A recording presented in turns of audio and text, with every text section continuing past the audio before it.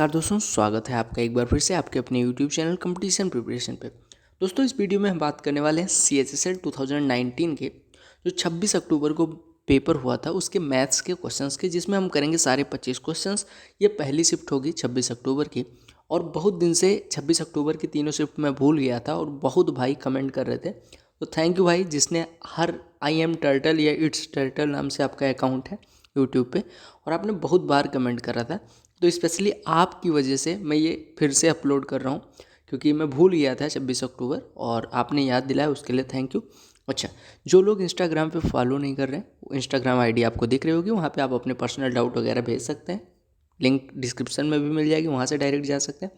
जो लोग Telegram channel से नहीं जुड़े हैं वो जाके जुड़ जाएं, क्योंकि टेलीग्राम चैनल पे ही मैं सारी PDF अपलोड करता हूँ, चाहे वो मेंस के हों क्वेश्चंस हों, चाहे जो क्लासेस चल रही हैं उनकी जो डेली सीट्स होती है वो भी वहीं अपलोड होती है। तो उसकी लिंक डिस्क्रिप्शन में डाल दी गई। क्लासेस बिल्कुल फ्री हैं, 1 रुपये आपके नहीं लगने, तो आप जाके डाउनलोड कर सकते हो। PDF प्रैक्टिस के लिए यूज कर सकते हैं, चाहे NTPC की तैयारी कर रहे हो, चाहे SSC एग्जाम्स की तैयारी कर रहे हो। तो चलिए स्टार्ट करते हैं, पहले क्वेश्चन पे आते हैं। कहा गया कि अगर एक संख्या को 899 से डिवाइड किया जाता है तो रिमाइंडर 63 है। अगर इसी संख्या को 29 से डिवाइड किया जाएगा तो रिमाइंडर क्या बचेगा। आपको एक चीज़ पता होना चाहिए, सबसे पहले किस संख्या से डिवाइड किया गया, 899 से। अब एक चीज़ बताइए, सबसे छोटी संख्या बताइए जो 899 से डिवाइड करने पे 63 रिमाइंडर छोड़ती हो। आप कहेंगे सबसे छोटी संख्या 63 हो जाएगी। सबसे छोटी संख्या जिसको 899 से डिवाइड करने पे शेषफल 63 छोड़े, हो जाएगी 63। अब 63 को 29 से डिवाइड करके पूछा गया रिमाइंडर कितना बचेगा, तो 29 दूना 58, घटाएंगे तो शेषफल कितना बचेगा, 5। यही आपका आंसर हो जाएगा। ठीक है, तो एग्जाम में सबसे कम समय में करने के लिए सबसे छोटी संख्या लेंगे जिसको 899 से डिवाइड करने के बाद शेषफल 63 बचे, तो वो हो जाएगी 63। ठीक है, क्योंकि भागफल 0 हो जाएगा, शेषफल 63 हो जाएगा। कहा गया कि एक ऐसा ट्रायंगल जिसके एंगल्स का रेशियो दिया गया 4 3 8, इसके कहा गया सबसे बड़े और सबसे छोटे एंगल के बीच का डिफरेंस क्या होगा। आपको पता है, अगर किसी ट्रायंगल के एंगल्स का रेशियो 4 3 8 है तो आप ऐड कर दीजिए, यानी 4 3 7 8 15। अगर हम बात करें तो 15 बराबर, आपको पता है कोणों का योग कितना होता है, 180, यानी 15 बराबर 180, तो 1 बराबर हो जाएगा 12।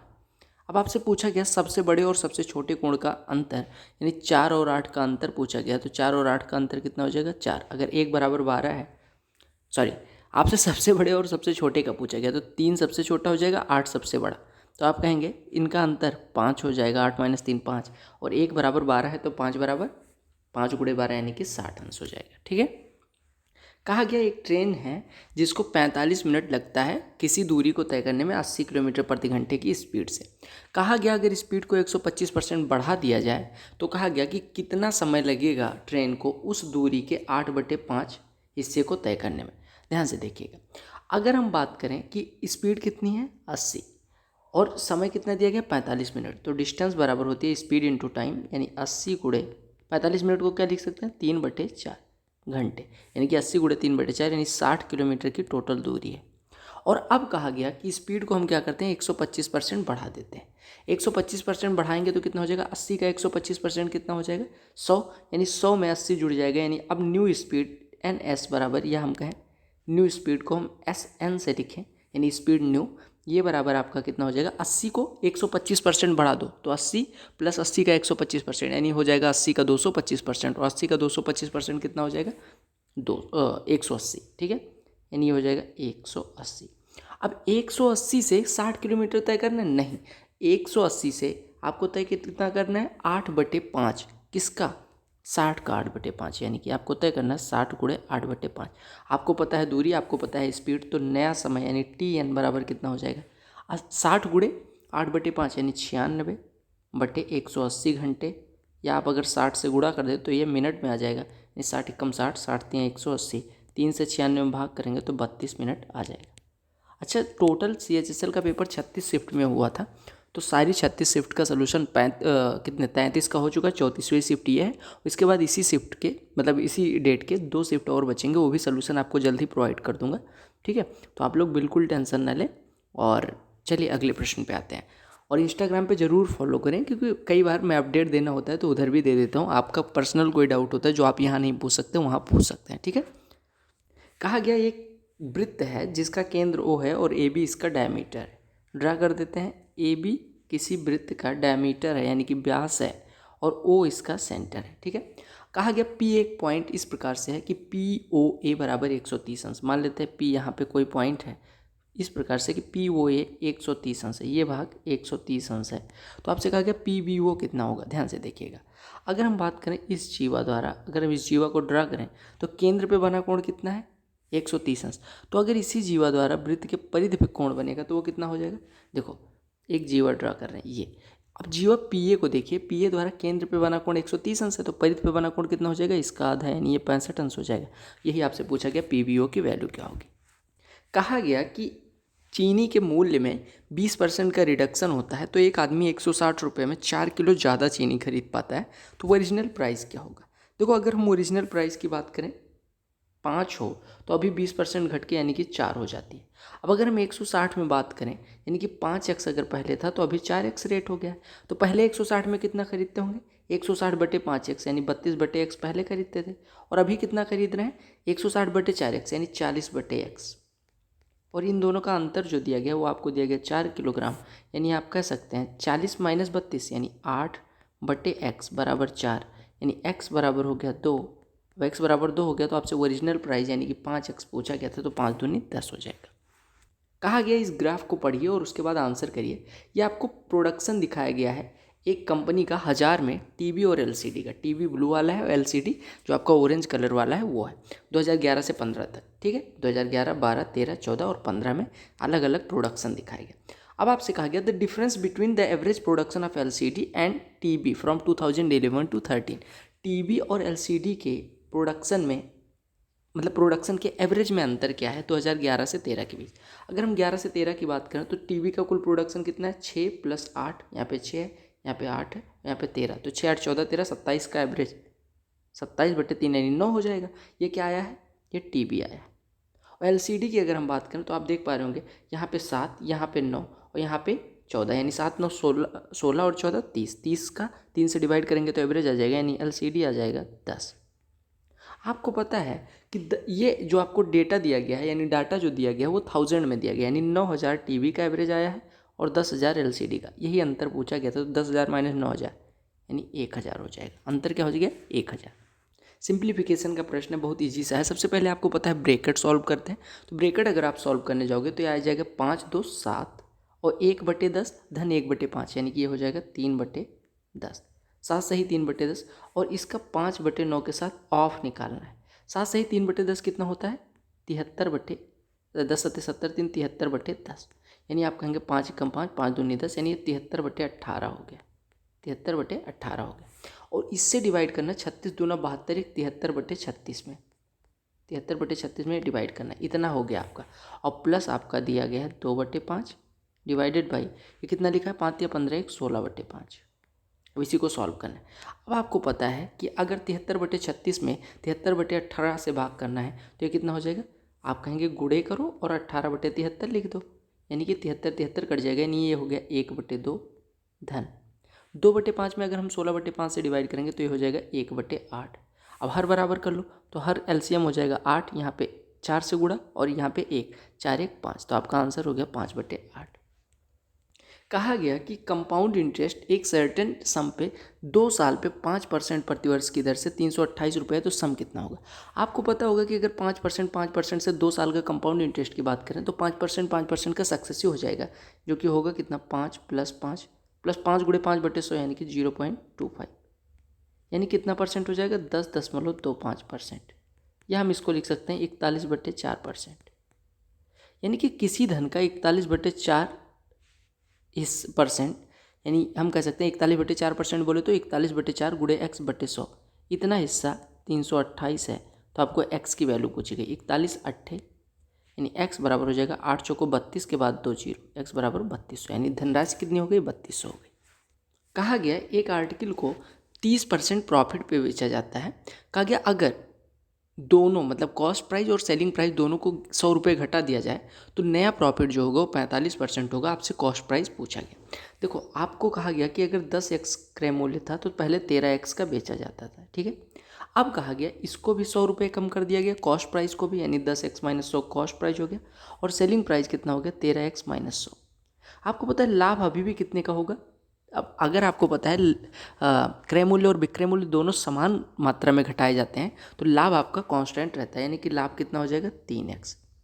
और ये जो 3x है वो 10x माइनस 100 का कितना परसेंट है, 45%, क्योंकि अब नया लाभ जो है वो 45% है। यानी हम कह सकते हैं 10x माइनस 100 का,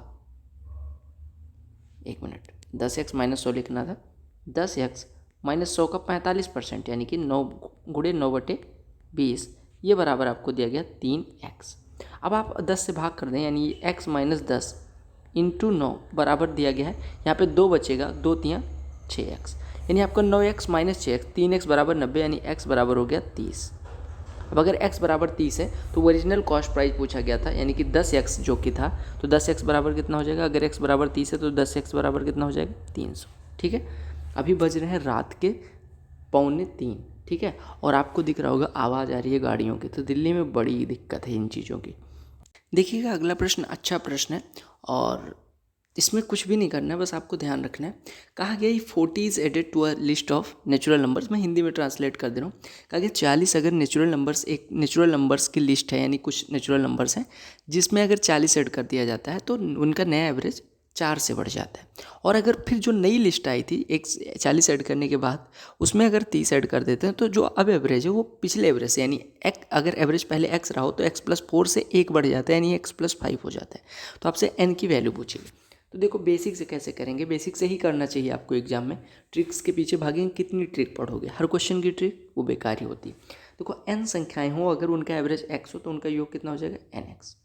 क्योंकि nx में हमने 40 ऐड किया तो ये इसका एवरेज संख्याएं n थी, अब n+1 हो गई, ये एवरेज जो है वो x से बढ़ के 4x+4 हो जाता है।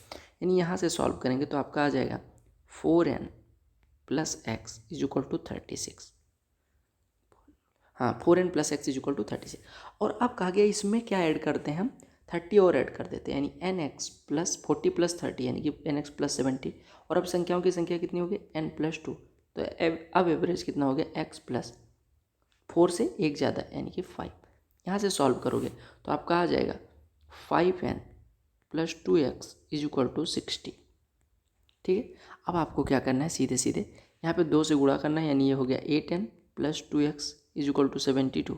दोनों को घटा देंगे तो 3n = 12 आ गया, यानी n = 4, यानी संख्याओं की संख्या कितनी आ गई, 4। यही पूछा गया था। कहा गया अगर tan थीटा + cot थीटा 2 हो तो आप थीटा एक्यूट एंगल हो तो tan पावर 100 cot पावर 100। आपको पता है tan थीटा cot थीटा अगर 2 हो गया, थीटा 45, यानी tan थीटा की, या सीधे कहो tan थीटा cot थीटा दोनों की वैल्यू 1, तो ये 1 + 1, तो आपका आंसर 2 हो जाएगा। अगला प्रश्न देखो, a² + b² + 2b + 4a + 5 = 0, तो इसकी वैल्यू पूछी। आप अगर देख पा रहे हो तो a² + 4a और प्लस यहाँ पे 5 को लिख लेते हैं 4 + 1, तो a² + 4a + 4, ये बन जाएगा a + 2 का होल स्क्वायर प्लस। अच्छा, आपको अगर ये स्पीड तेज़ लग रही हो तो आप मेरी पिछली जो CHSL की प्लेलिस्ट खोलिएगा, SSC CHSL 2019 सॉल्व पेपर की, वहाँ पे एक शिफ्ट 1 से देखना शुरू करेंगे, आपको सारी चीज़ें समझ आ जाएंगी। और b² + 2b + 1, b + 1 का होल स्क्वायर बन रहा है, ये बराबर 0। आपको पता है अगर दो प्राकृतिक संख्याओं के वर्गों का योग 0 हो तो अलग अलग 0 के बराबर होती हैं। इसको 0 के बराबर करेंगे a की वैल्यू -2, इसको 0 के बराबर करेंगे b की वैल्यू -1। पुट कर दो तो 2 × a यानी -4 + 3 अपॉन -4 -3, यानी आपका हो गया -1 अपॉन -7, यानी वैल्यू कितनी हो गई 1/7। अगला प्रश्न देख लो, कहा गया 2a + 1/a 4 दिया गया, a² + 1/4a² की वैल्यू पूछी गई। 2 से डिवाइड कर दो तो आपका आ जाएगा a + 1/2a = 2। हमने ऐसा क्यों किया, क्योंकि आपको यहाँ पे 4a² लाना जो कि 1/2a का होल स्क्वायर, तो 1/2a के फॉर्म में बदल दिया। अब स्क्वायर कर दो दोनों बच्चों का, तो ये हो जाएगा a² + b² यानी कि 1/4a² + 2ab यानी कि 2 × a × 1/2a, ये बराबर हो जाएगा 4। ये कट गया, 2 कट गया, यानी 1 इधर चला जाएगा, 4 - 1 3, तो आपको जो रिक्वायर्ड वैल्यू थी वो कितनी आ गई 3। कहा गया कि एक आर्टिकल को 8500 रुपये का लिस्ट किया गया, यानी मार्केट में उसका अंकित मूल्य 8500 था और उस पर 12% का डिस्काउंट दिया गया। अब कहा गया कितने का डिस्काउंट और दिया जाए ताकि इसको 6358 में बेचा जा सके। ये सेम क्वेश्चन आपको मिल जाएगा कौन सी शिफ्ट में, CGL मेंस 18 नवंबर वाली शिफ्ट में, सेम क्वेश्चन सेम डाटा के साथ। मैं इसी वजह से बोल रहा था कि मेरे भाई करके जाओ, ठीक है, सारे क्वेश्चंस ये जो CHSL वाले हैं करके जाओ। मैं जब मेंस देने गया तो मुझे लगभग मुझे याद है 45 से 47 क्वेश्चंस ऐसे रहे होंगे जिनके आंसर से याद थे। ठीक है, क्यों? क्योंकि मैं CHSL करा के गया था ये अभी। तो इस सेम क्वेश्चंस जब मिल रहे थे तो डाटा हल्का सा चेंज भी होगा, तो मेरे दिमाग में ये थी मेथड कौन सी लगानी, वहाँ पे सोचना नहीं था। तो इसी वजह से मैं कह रहा हूँ आपकी जो भी परीक्षा है उसके लिए प्रीवियस ईयर के पेपर्स करके जाना बहुत ज़रूरी है। और अगर फिर भी आपके मन में कोई डाउट है प्रीवियस ईयर्स कैसे करना है, क्या जानना है क्या नहीं जानना है, तो आपको इंस्टाग्राम की लिंक दिख रही है ना, टेलीग्राम पे आप मैसेज ना करना मेरे अकाउंट पे, कई बार मैं वहाँ रिप्लाई नहीं करता क्योंकि टेलीग्राम इतना खोलने का टाइम भी नहीं मिलता, और 18 तक तो बिल्कुल टाइम नहीं है। और खोलता भी हूँ अगर टेलीग्राम तो बस थोड़ा सा बकवास करने के लिए दोस्तों के साथ, बाकी ऐसे सीरियस होकर वहाँ पे जाता नहीं। ठीक है, और जब इंस्टाग्राम खोलता हूँ तो आप लोगों के डाउट ही रिप्लाई करने के लिए, तो वहाँ पे आपको मिल जाएगा। कहा गया 8500 की आर्टिकल थी, 12% का ऑलरेडी डिस्काउंट दे चुके हैं, यानी 8500 के 12% का डिस्काउंट, यानी कि 22/25 पे ऑलरेडी हम बेच चुके हैं। ठीक है, अब कहा गया कितने का डिस्काउंट दिया जाए, यानी 100 माइनस, अगर X% का डिस्काउंट और दिया जाए यानी 100 - X/100 इतने में बिकेगी, और ये बराबर दिया गया 6358। ठीक है, 6358।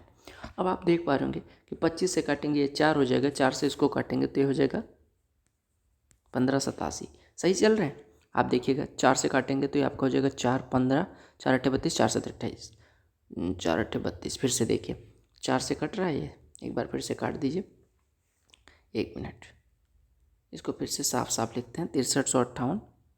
ठीक है, इसको काटने के लिए दूसरा कलर यूज करते हैं, 1 0 2 0, 1 0 2 0, 5 से कटा 5 25 25, 5 से कटा 17 हो जाएगा। ठीक है, अब इसको काटिए 11 से, 11 दूना 22, 11 से काटेंगे 11 25 55, 11 7 77, 11 8 88, 17 से काटेंगे 17 3 51, 17 चौको 68, 2 से काटेंगे 17 आ जाएगा, 17 5 85, यानी 100 - X बराबर 85 आ गया, यानी X बराबर कितना हो जाएगा 100 - 85, 15%। आपको वैल्यू निकालनी थी AQ + BQ + CQ - 3 ABC की, A दिया गया, B दिया गया और C दिया गया। अब आप ध्यान से देखिएगा कि अगर ABC दिया गया हो तो कैसे निकालेंगे AQ + BQ + CQ - 3 ABC। आपको पता है इसका एक फार्मूला होता है, क्या होता है?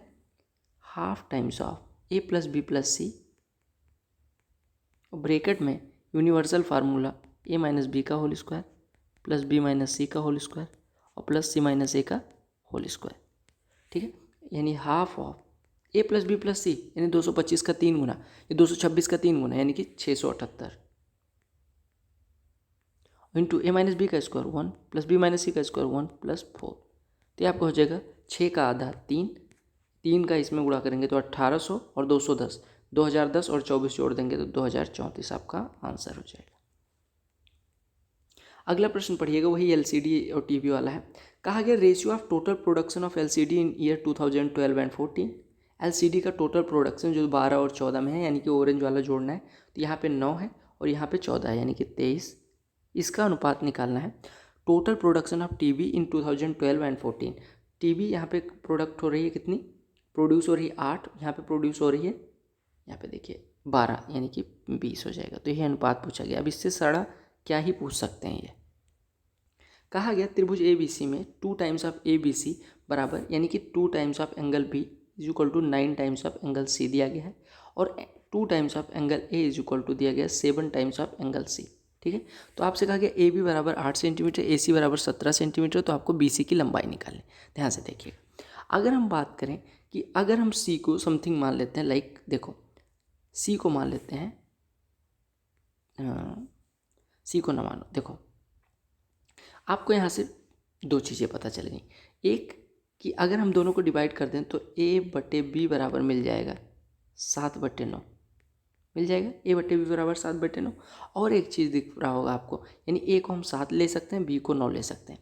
अगर हम B को 9 लेंगे तो आपका C बराबर कितना हो जाएगा, यहाँ पे देखिए 2 9 18 बराबर 9 C, यानी C बराबर 2 हो गया।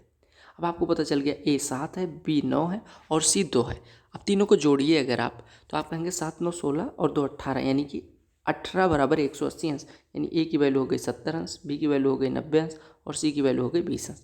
अब देखो आपको सीधे सीधे दिया गया कि एंगल B 90 हो गया, B 90 हो गया, AB बराबर दिया गया 8, AC बराबर दिया गया 17। तो आपको पता है अगर ये समकोण है तो 8 15 17 ट्रिपलेट बनाते हैं, यानी BC की लंबाई 15 हो जाएगी।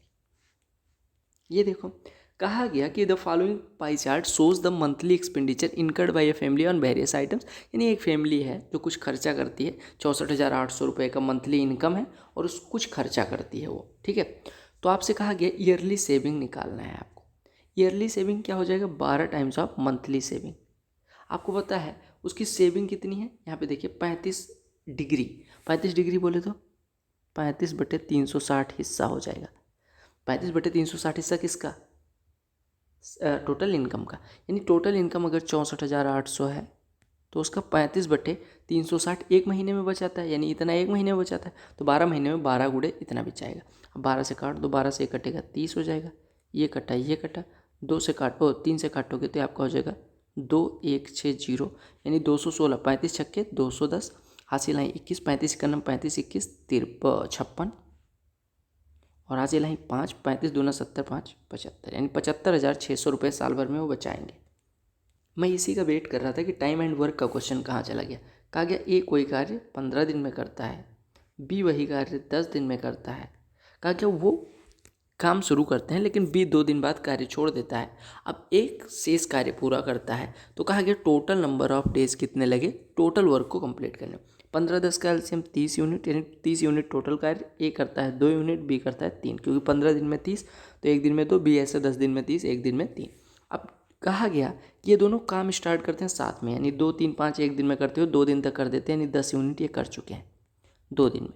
यानी अभी बचा कितना है 20 यूनिट। अब 20 यूनिट चूँकि बी ने छोड़ दिया तो ए को अकेले करना है, यानी ए एक दिन में करता है 2, तो 20 करने में 10 दिन लगेंगे, यानी टोटल कितना लगा 2 दिन इधर और 10 दिन इधर, टोटल 12 दिन लगा। कहा गया कि आपका ए एक्यूट एंगल है, cot A plus cos A के 3 दिया गया तो कॉस ए की वैल्यू निकाली। अब देखो यहाँ पे घबराना नहीं, आपको पता है कॉस ए के प्लस कॉट ए बराबर 3 है, तो कॉस ए के माइनस कॉट ए कितना हो जाएगा 1/3। क्यों ऐसा हो जाएगा, क्योंकि cosec square A minus cot square A 1 होता है। तो आपको पता है cosec square A minus cot square A को हम लिख सकते हैं cosec plus cot A into cosec plus cot A minus cot A, ठीक है। तो आप कहेंगे कि अगर ये एक 3 हो गया तो दूसरा 1/3 होना पड़ेगा। अब आप क्या काम कर सकते हैं, दोनों को दीजिए जोड़, दोनों को जोड़ेंगे तो यहाँ से आपका 2 cosec A is equal to आ जाएगा 3 + 1/3 यानी कि 10/3, यानी cosec A is equal to आ जाएगा 5/3। यानी आपको पता चल गया कि कर्ण 5 है और लंब 3 है, तो आधार कितना हो जाएगा 4। आपको चाहिए क्या कॉस ए लंब कॉस ए होता क्या है आधार 4/कर्ण यानी कि 5, यानी कि बेस अपॉन हाइपोटेन्यूज, तो आपका कितना हो जाएगा 4/5। अगला प्रश्न देखिएगा, बहुत इजी सा प्रश्न है। कहा गया कॉसेक थीटा दिया गया है तो 2 sin theta minus 3 cos theta upon 4 sin theta minus 9 cos theta की वैल्यू निकालें। देखो कॉसेक थीटा आपको दिया गया 13/12, ये थीटा है, ये 13 हो गया, ये 12 हो गया, तो ये 5 हो जाएगा, ठीक है। अब आपको पता है कि 2 sin थीटा, आप सीधे सीधे 2 × सब में 13 आएगा तो 13 का कोई मतलब नहीं, यानी साइन थीटा को आप ले सकते हो 12 और कॉस थीटा को ले सकते हो 5, तो 2 टाइम्स ऑफ 12 माइनस 3 × 15 बटे 4 times of 12 48 minus 9 times of 5 यानी कि 45, यानी हो गया 24 माइनस 15 9/48 माइनस 45 3, तो 3 से 9 में डिवाइड करेंगे 3 आंसर। कहा गया टोटल सरफेस एरिया एक सॉलिड क्यूब की दी गई है। टोटल सरफेस एरिया क्यूब के लिए क्या होती है 6 टाइम्स ऑफ ए स्क्वायर, ये बराबर दिया गया 2400, यानी ए स्क्वायर बराबर 400, तो ए बराबर 20 हो गया। अब आपसे पूछा गया वॉल्यूम, तो आपको पता है वॉल्यूम क्या होता है ए का क्यूब यानी 20 का क्यूब, यानी कि हो जाएगा 8 के बाद 3 0। कहा गया वही वाला पाई चार्ट वाला क्वेश्चन है। कहा गया if the expenditure on education is 2700 more than housing then the total expenditure on food and clothing is. कहा गया कि जो एजुकेशन पे खर्चा आ रहा है, एजुकेशन पे कितना खर्चा आ रहा है 75 अंश। कहा गया इसका और हाउसिंग पे कितना आ रहा है 60 अंश। इन दोनों का जो अंतर दिया गया यानी 15 अंश बराबर आपको दिया गया 2700। तो आपसे कहा गया फूड और क्लॉथिंग पे कितना खर्चा आ रहा है, क्लॉथिंग कहाँ पे, क्लॉथिंग यहाँ पे और फूड यहाँ पे, यानी 15 अंश बराबर 2700, यानी 1 अंश बराबर हो जाएगा 15 × 15 180, 1 अंश 180 हो गया, तो 125 + 18 यानी 143 अंश पूछा गया। तो 143 अंश कितना हो जाएगा 180 × 143 यानी कि 0 हो जाएगा, 18 × 54 हो जाएगा, 18 × 72 5 77, 18 × 18 7 25, यानी 25,740 आ जाएगा। कहा गया दो संख्याएं ए और बी जो हैं वो तीसरी संख्या से 80 और 20% ज़्यादा है, यानी सी को अगर हम 100 लें तो ए आपका हो जाएगा 180 और बी हो जाएगा इससे 20% ज़्यादा यानी 120। अब कहा गया रेशियो ऑफ ए और बी का रेशियो 60 दिया 60 दोनों अनुपात कितना हो गया 3:2। एक क्वाड्रिलेटरल दिया गया है ABCD, D बराबर 90 अंश दिया गया, D बराबर 90 अंश हो गया।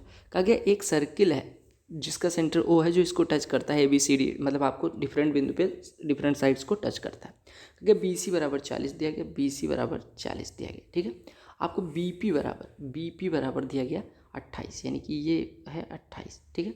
आपको CD बराबर 25 दिया गया, तो आपसे रेडियस पूछी गई। अब ध्यान से देखिए, देखो अगर ये 90 अंश है तो आपको पता है ये भी 90 हो जाता है, ये भी 90, क्योंकि आपको पता है कि केंद्र से अगर स्पर्श बिंदु को मिलाएं, स्पर्श रेखा पे लंबवत होती है वो त्रिज्या, यानी कि अगर कोई त्रिज्या स्पर्श बिंदु पे स्पर्श रेखा को टच करती है तो उस पर लंबवत होती है। यानी अगर ये 90 तो ये भी 90 हो जाएगा, यानी ये आपका वर्ग बन जाएगा। यानी अगर रेडियस R है तो ये R है, तो ये भी R हो जाएगा, ये भी R हो जाएगा, ठीक है। अब आप ध्यान से देखिएगा, आपको दिया गया कि BC इज इक्वल टू 40 है, ठीक है। BP बराबर 28 दिया गया, BP 28 है तो ये भी 28 हो जाएगा। क्यों? क्योंकि B से किसी वृत्त पे 2 स्पर्श रेखाएं खींची गई जिनकी लंबाइयाँ बराबर होंगी। ये 28 हो गया, ये 28 हो गया। आपको पता है पूरा BC कितना है, पूरा BC आपको दिख रहा होगा 40 है, यानी कि ये 12 हो जाएगा। और CQ बराबर CR है तो ये भी 12 हो जाएगा, ठीक है। अच्छा, और आपको दिया गया CD बराबर 25 है। CD कहाँ पे है? CD बराबर 25 है, तो आप देख पा रहे होंगे कि CD की लंबाई कितनी आ रही है। CD की लंबाई है CR प्लस RD, यानी कि 12 प्लस RD की वैल्यू R रेडियस के बराबर, ये बराबर दिया गया 25, यानी रेडियस बराबर आ जाएगी 13 सेंटीमीटर। अब इस प्रश्न को कई लोग मास्टर लोग इस पे 10-10 हज़ार व्यू काट रहे हैं, क्यों मुझे समझ नहीं आ रहा है। इस क्वेश्चन में क्या ऐसा था जो आपको नहीं समझ में आया, फिर से समझिएगा। देखो कहा गया कि अगर देखो ये 90 अंश है तो आपको पता है ये 90 ऑलरेडी होता है, ये 90 होता है। क्यों? मैंने रीजन बता दिया। अब अगर 3 कोण 90 हो गए तो चौथा अपने आप 90, और अगर चारों कोण 90 हो गए तो ये आपका सीधे सीधे बन जाएगा वर्ग बन गया। तो अगर रेडियस ये है तो ये भी रेडियस, ये भी रेडियस, ये भी रेडियस। अब आपको पता है कि इतनी लंबाई 28 है, तो इतनी लंबाई भी 28 होगी। क्यों? क्योंकि स्पर्श रेखा अगर किसी वृत्त पे बाह्य बिंदु से खींची जाती है, यानी if two tangents are drawn from outer side point P to a circle, then length of the tangents will be equal. यानी कि आपका BP बराबर BQ हो गया, यानी अगर ये 28 था तो ये 28, पूरा BC 40 था तो इतना कितना हो जाएगा 12। अब ऐसे CQ बराबर CR है, यानी ये भी 12। आपको दिया गया CD बराबर 25, यानी 12 प्लस R बराबर 25, तो R बराबर 13। ये थे 25 क्वेश्चंस। आप बताइएगा एक भी प्रश्न अगर नहीं समझ में आया, अगर समझ में आ गया तो वीडियो को लाइक करिएगा, अपने दोस्तों के साथ शेयर करिएगा। चैनल पे नए होना सब्सक्राइब कर लेना। सेकंड शिफ्ट थर्ड शिफ्ट का वेट करिए, बहुत जल्द प्रोवाइड कर दी जाएगी। दूसरी सबसे इंपॉर्टेंट चीज़, इंस्टाग्राम पे अगर नहीं जुड़े हैं तो जुड़ जाइएगा, टेलीग्राम पे नहीं जुड़े हैं तो जुड़ जाइएगा। कहना ना पड़े बार बार, बुरा लगता है, ठीक है। तो चलिए अगली शिफ्ट में फिर यही कहूँगा, बाय, पढ़ते रहिए, इन्जॉय करते रहिए। लाइफ बहुत छोटी है, मेहनत करते रहिए, ज़रूर सफलता मिलेगी।